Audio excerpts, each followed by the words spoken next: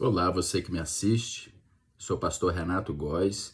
Tenho o privilégio de compartilhar com você uma reflexão sobre a palavra de Deus, motivada sim pela data de hoje, 7 de setembro, em que o nosso país celebra a sua independência. Foi por isso que eu me vesti aqui de verde e amarelo, porque amo sim a minha pátria, sou um patriota, mas acima disso eu amo ao meu Senhor e Salvador Jesus Cristo. E é amando dele que eu venho aqui compartilhar com você essa reflexão. Nós não podemos negar que estamos vivendo um tempo de intenso engajamento. E esse termo engajamento, eu tenho certeza que você já ouviu, ultimamente ele tem sido muito falado, especialmente no âmbito das redes sociais.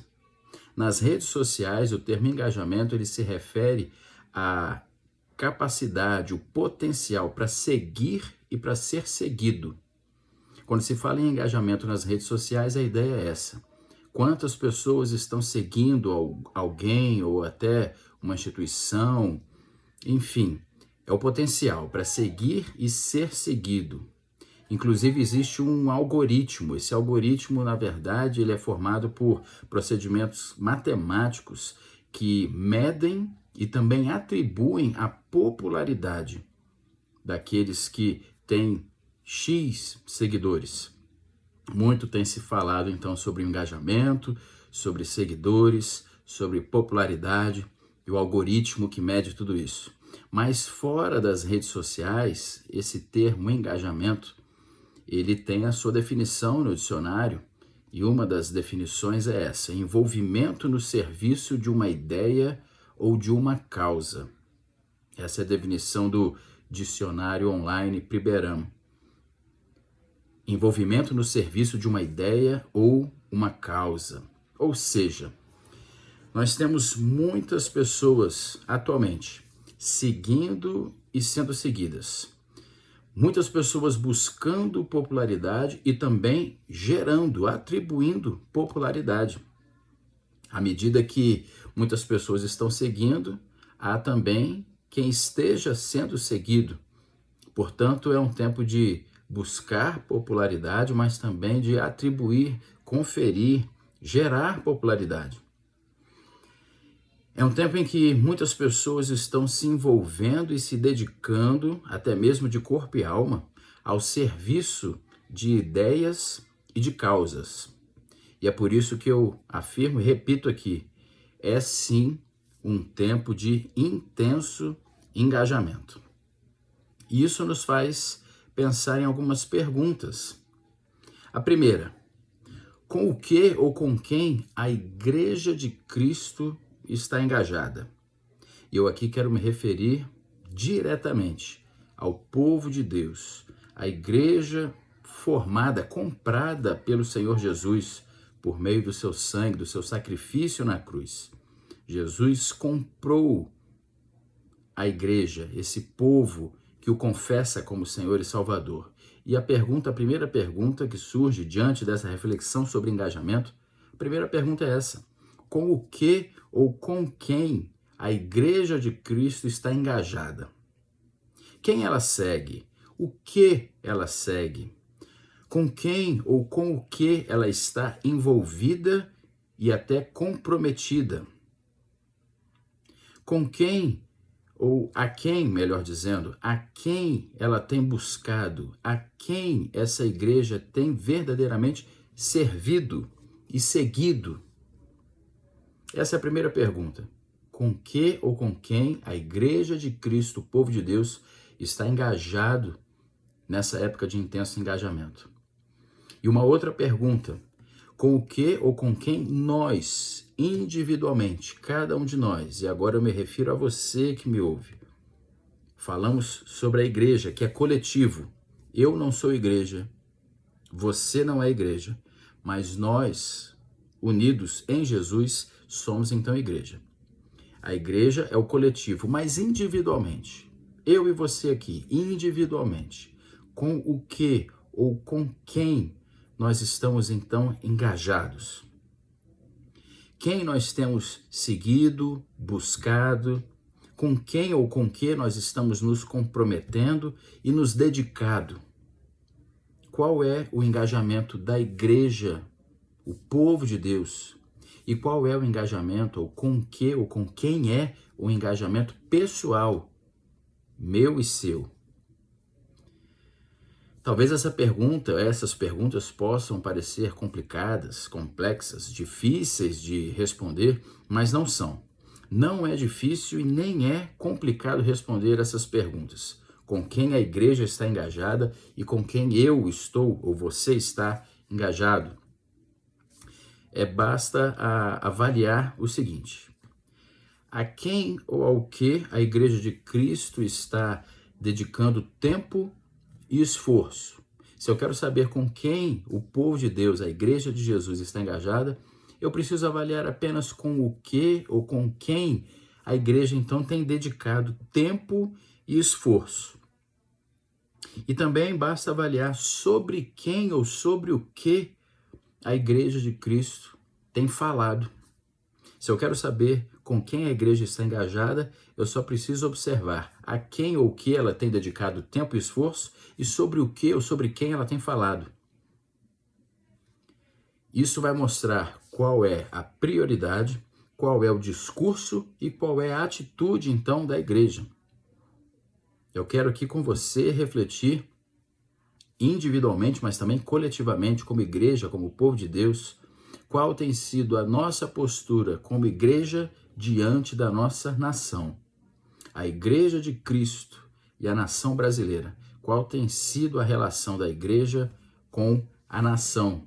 Qual tem sido a minha relação com a nação a partir do pressuposto de que eu faço parte, eu sou integrante da igreja do Senhor Jesus. Talvez essa avaliação que eu falei aqui sobre tempo, esforço, sobre o que se tem falado, talvez a avaliação sobre isso não seja uma avaliação muito boa. Se nós formos avaliar a quem ou a que a igreja tem dedicado tempo e esforço, se nós formos avaliar com sinceridade o que realmente a igreja tem dito e propagado como discurso nos últimos tempos aqui na nossa pátria, no Brasil, é bem provável que o resultado não seja bom para essa avaliação. Não só para a igreja, mas até mesmo individualmente. Se eu e você, honesta e sinceramente, avaliarmos a quem ou a que temos dedicado tempo e esforço, se eu e você, sincero e honestamente, avaliarmos o que, ou sobre quem temos falado, talvez o resultado dessa avaliação não seja bom, tanto coletivamente como individualmente. Mas eu quero conversar aqui com você sobre o que a Bíblia diz sobre o nosso engajamento. Com quem e com o que a Bíblia ensina que devemos nos engajar, seguir, buscar, nos comprometer e nos dedicar. E para isso eu peço que você acesse o texto bíblico, se você tiver aí perto de você uma Bíblia. Eu quero ler com você um texto que foi escrito pelo apóstolo Paulo ao seu amigo, ao seu filho na fé, chamado Timóteo. Paulo escreveu 2 cartas a Timóteo, mas eu quero ler aqui com você um texto da primeira carta que ele escreveu a Timóteo, no capítulo 2, versos 1 a 6, e nós vamos refletir sobre esse texto.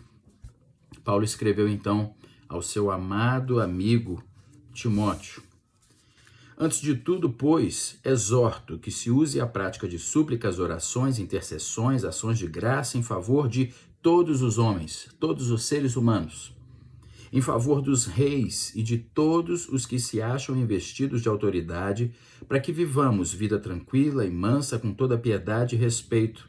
Isso é bom e aceitável diante de Deus, nosso Salvador, o qual deseja que todos os homens, ou seja, todos os seres humanos, sejam salvos e cheguem ao pleno conhecimento da verdade, porquanto há um só Deus, um só mediador entre Deus e os homens, Cristo Jesus, homem.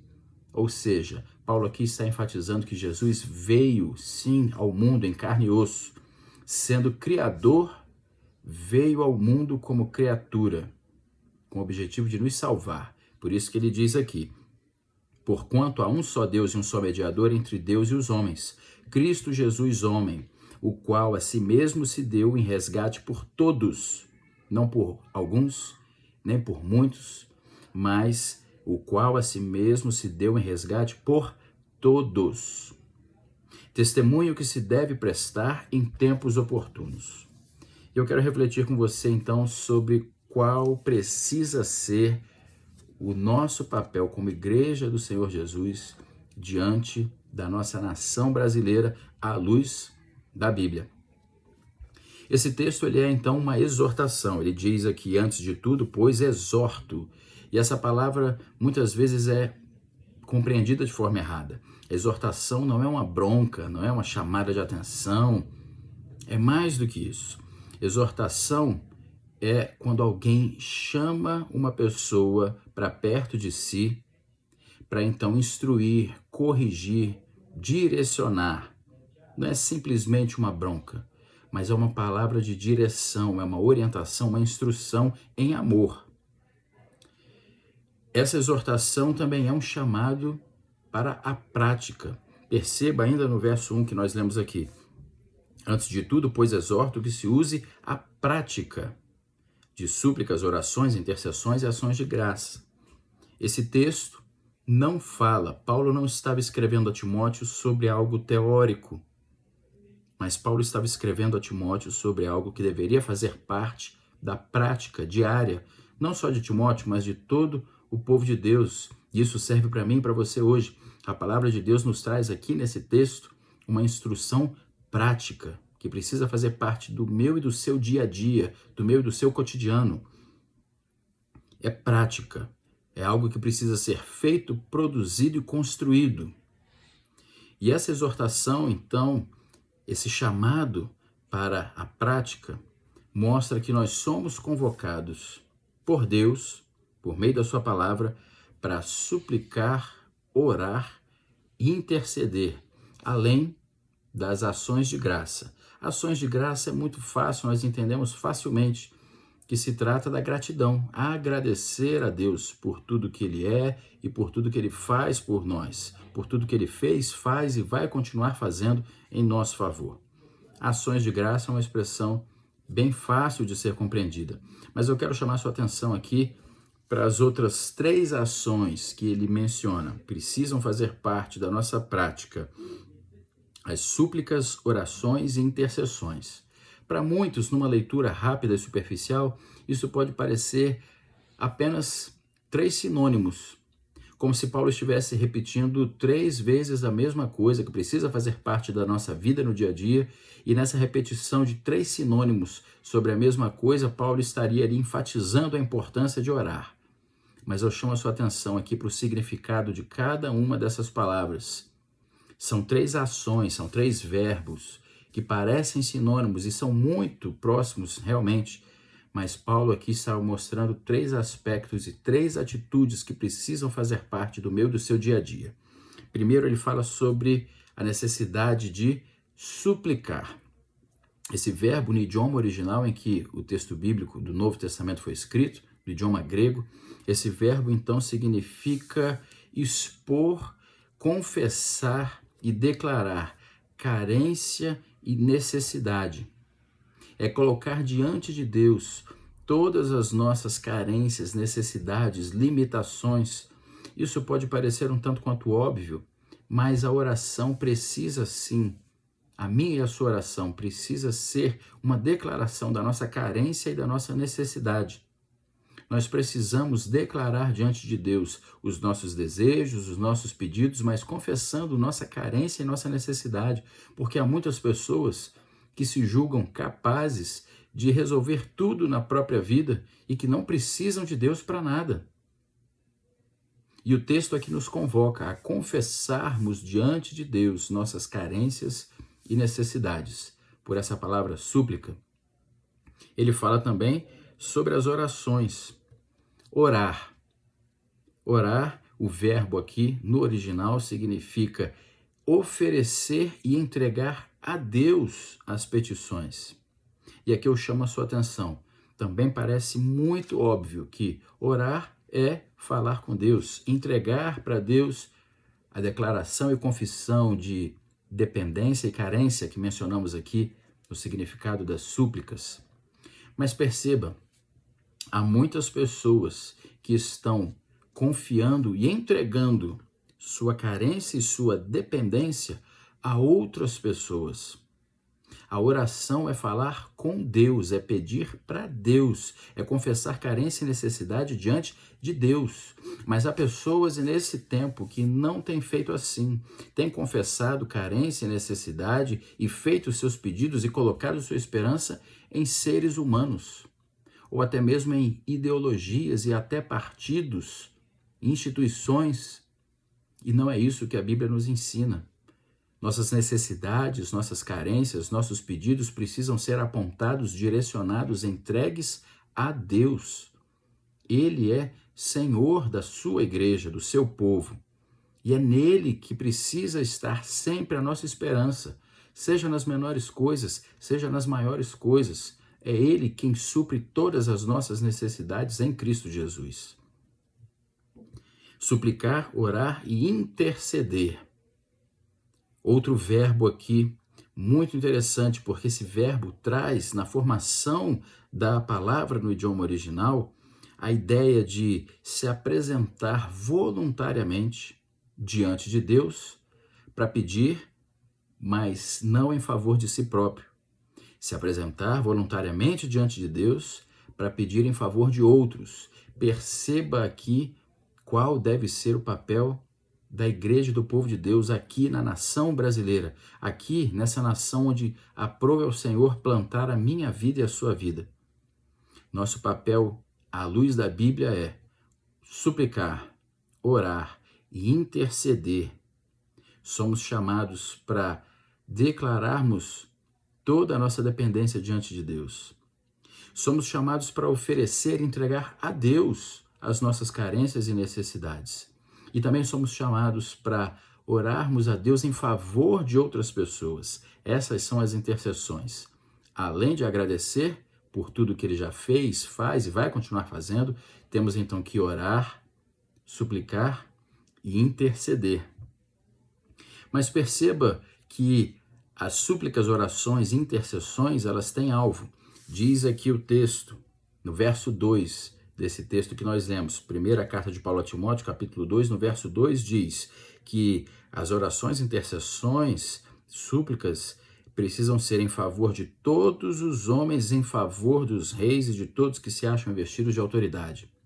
Portanto, nós temos que orar em favor de todos. Se eu e você somos verdadeiramente crentes em Cristo Jesus, se eu e você somos regenerados pelo Espírito Santo, nós então temos a convocação bíblica de orar e de interceder em favor de todos. Não apenas em favor daqueles que amamos, não apenas em favor da nossa família, dos nossos amigos, dos nossos colegas de trabalho, dos nossos vizinhos, que são pessoas próximas, pessoas a quem queremos bem, mas o texto diz que temos que interceder, temos que orar em favor de todos, gostando ou não dessas pessoas.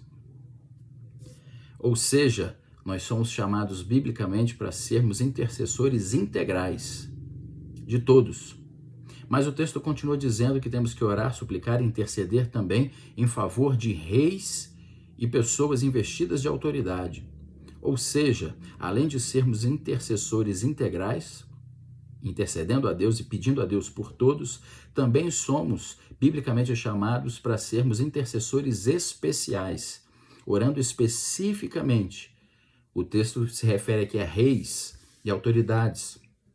E aqui no nosso país não há reinado, nós vivemos numa república federativa, então somos chamados a orar pelo presidente da república, seja ele quem for, pelos governadores de todos os estados e também do Distrito Federal, a orar por prefeitos, a orar por todas as pessoas investidas de autoridade, ou seja, não só no executivo, mas também no judiciário e no legislativo, em todas as esferas de poder nesse país, nós temos que orar por essas pessoas, por esses governantes, pessoas que se encontram investidas de autoridade, porque a palavra de Deus ensina que não existe nenhuma autoridade que não seja permitida, que não venha do próprio Deus. Somos então biblicamente chamados para estarmos sempre orando, suplicando, intercedendo em favor de todos, mas também em favor dos reis, governantes e autoridades.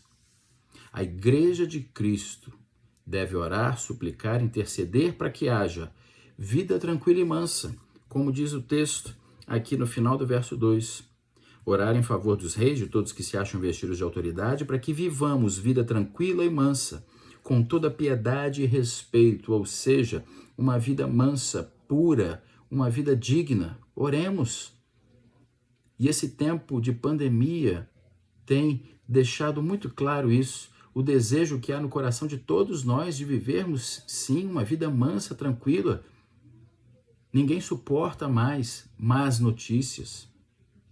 Todos estamos fartos de notícias difíceis, desagradáveis e tristes. Todos queremos viver uma vida tranquila. Oremos, supliquemos ao Senhor por isso, para que tenhamos uma vida tranquila, uma vida pura, santa, uma vida digna.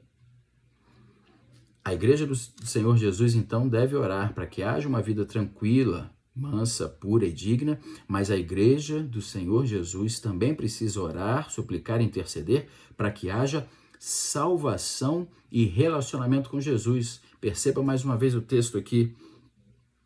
Orar em favor de reis, todos que se acham vestidos de autoridade, para que vivamos vida tranquila e mansa, com toda piedade e respeito, pois isso é bom e aceitável diante de Deus, nosso Salvador, o qual deseja que todos os homens, seres humanos, todos sejam salvos e cheguem ao pleno conhecimento da verdade. Temos que orar não só pela vida tranquila, mas temos que orar como igreja também para que haja salvação, para que todos sejam salvos, porque esse é o desejo no coração de Deus. Temos que orar por isso, clamar a Deus por isso. E temos que orar e clamar a Deus também para que, sendo salvos, tenham um relacionamento com Jesus, conheçam a Jesus. Diz o texto aqui, cheguem ao pleno conhecimento da verdade, e o próprio Senhor Jesus disse, eu sou o caminho, a verdade e a vida, e ninguém vem ao Pai senão por mim. Oremos, não só pela tranquilidade, pela mansidão nas nossas vidas, e todos queremos isso, mas oremos pela salvação de todos, porque esse é o desejo de Deus, que todos conheçam a Jesus e sejam salvos. Esse é o papel da igreja, esse precisa ser o dia a dia, a prática da Igreja de Cristo aqui na terra.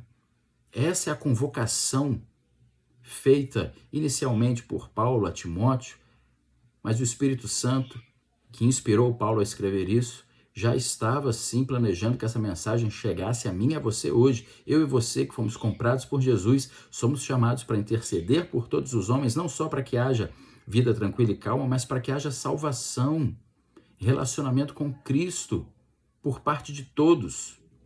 E especificamente aqui falando sobre governantes e autoridades.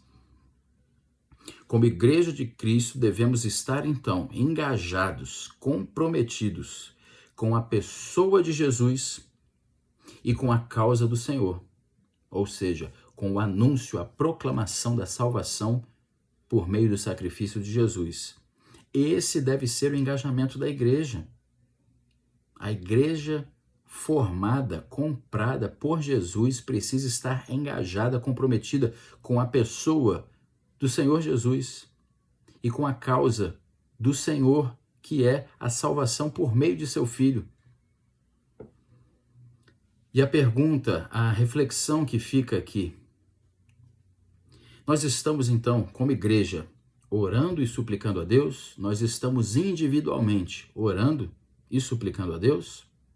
Individualmente ou coletivamente, nós estamos direcionando a Deus toda a nossa carência, a nossa necessidade, confessando a nossa dependência a Ele? Ou estamos dependendo de outros seres humanos tão limitados e falhos como eu e você? Estamos optando depender de ideologias, de partidos, de pessoas? Ou estamos depositando nossa dependência nele, no Senhor Jesus? Como igreja e também individualmente, estamos intercedendo pela paz? estamos pedindo, clamando a Deus pela paz, não só na terra entre os homens, mas estamos pedindo a Deus pela paz com Deus? Porque perceba, sem Jesus, a Bíblia diz que nós somos inimigos de Deus. Quando eu falo inimigo de Deus, o que vem na sua mente, com certeza, é aquele ser vermelho, com chifres, repugnante. Mas a Bíblia afirma que nós, enquanto estávamos mortos nos nossos delitos e pecados, sem o Senhor Jesus na nossa vida, éramos então inimigos de Deus, porque estávamos em oposição à vontade e ao propósito dele. Quem não está com Cristo é inimigo de Deus, e nós temos que orar para que haja salvação, para que essas pessoas então conheçam a Jesus, tenham um relacionamento com ele e deixem de ser inimigos para se tornarem filhos. Estamos orando e suplicando por isso? Pedindo não só pela paz na terra entre os homens, mas principalmente pela paz com Deus, para aqueles que ainda são inimigos dele? Temos que orar por isso. Será que nós estamos engajados com a causa do Senhor ou estamos distraídos e desfocados por conta de causas menores? Nosso tempo, nossa dedicação, nossas palavras, nosso discurso tem apontado para Jesus, para o seu amor, para a sua misericórdia, a sua graça, a sua salvação? Ou será que estamos engajados e, na verdade, distraídos e desfocados com causas menores? É impressionante como as pessoas têm colocado energia, têm colocado coração em debates, discussões e até brigas por causas que eu não posso sequer chamar de secundárias, porque elas não deveriam estar sequer em segundo lugar. Mas essas causas têm sido colocadas em primeiro lugar, e o nome disso é idolatria. Idolatria é quando algo ou alguém é colocado no primeiro lugar, lugar que pertence a Deus nas nossas vidas. Quando colocamos algo ou alguém no lugar que deveria ser ocupado por Deus, o nome disso é idolatria. Será então que estamos engajados com a causa do Senhor ou estamos distraídos, desfocados e sendo idólatras? Para quem e para o que nós estamos olhando? Onde está o nosso foco? Onde está o nosso olhar? Para onde estamos caminhando individualmente e como igreja?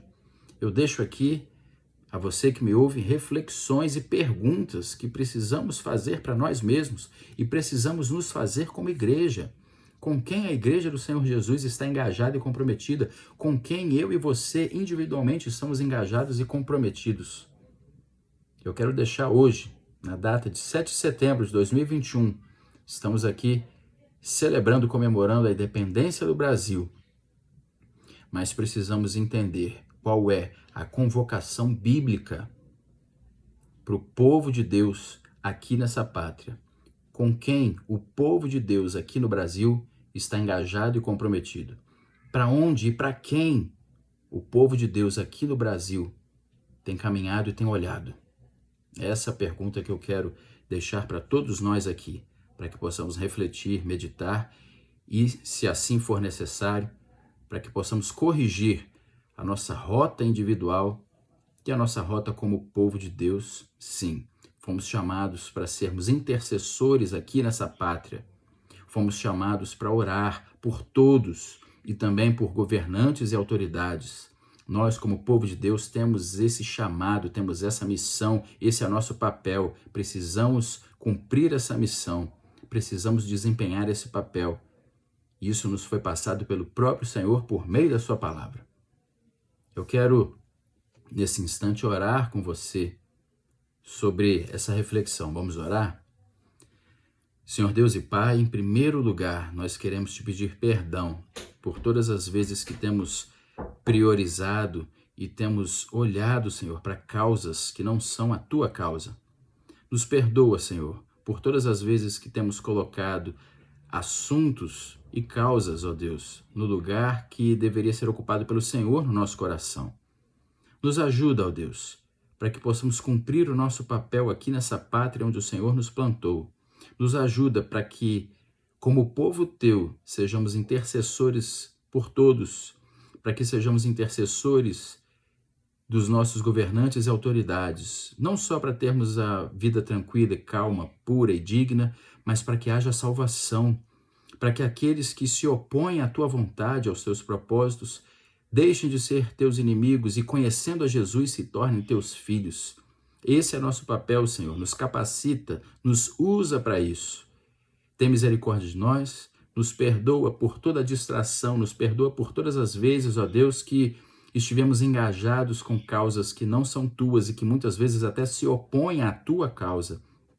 E nos ajuda para que mantenhamos o foco em Ti e somente em Ti, porque a missão que temos, ó Deus, nessa terra e nessa pátria, vem do Senhor para as nossas vidas. Essa é a oração que te fazemos, ó Pai, clamando, suplicando a Ti, no nome santo, precioso e poderoso do Teu Filho e nosso Senhor e Salvador, que é Jesus. Amém. Meu desejo é que o Senhor abençoe poderosamente sua vida e sua família e que o Senhor abençoe a nossa pátria brasileira por meio da sua igreja aqui nessa nação. E é assim que eu me despeço em nome de Jesus. Deus te abençoe.